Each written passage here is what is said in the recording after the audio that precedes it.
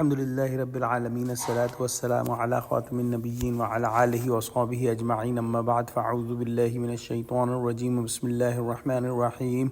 Qala Allahu ta'ala fi Surah Al-Aaraf, Inna alladhina attakhadhu al-'ijla sayanaluhum ghadabun min rabbihim wa dhillatun fil hayati dunya وَكَذَلِكَ نَجْزِي الْمُفْتَرِينَ.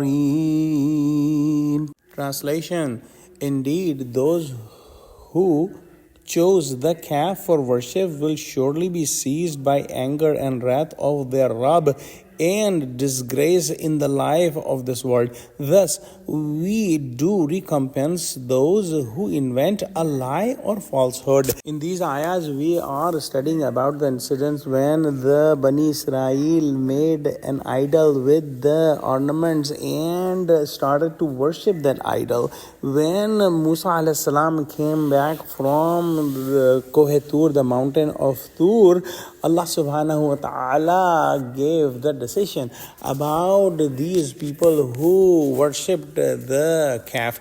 In Bani Israel, there were three groups in this situation. One group was the one who were among the worst, and they were those who were involved in worshipping the idol. And there was a second group. These people did not worship the calf and they did not get involved in the worst shirk. Also, they did their duty of Nahi Anil Munkar, meaning they continued to forbid them not to worship the calf, and they were trying to keep those people on Tawheed.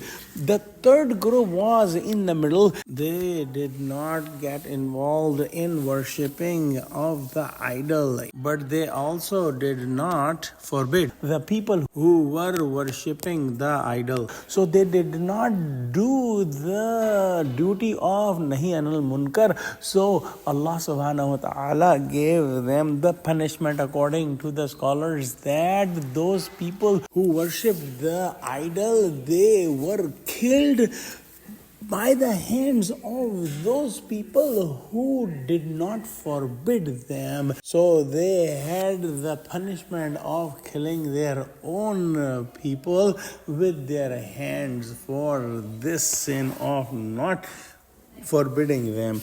The third group who did not worship the idol and who forbade others also were not given any type of punishment in this situation. Let's pray that Allah subhanahu wa ta'ala give us true understanding of Quran, connect us with the truthful people and make us steadfast on Tawheed. Ameen. Wa akhiru da'wana alhamdulillahi rabbil alameen. Wassalamu alaikum wa rahmatullahi wa barakatuh.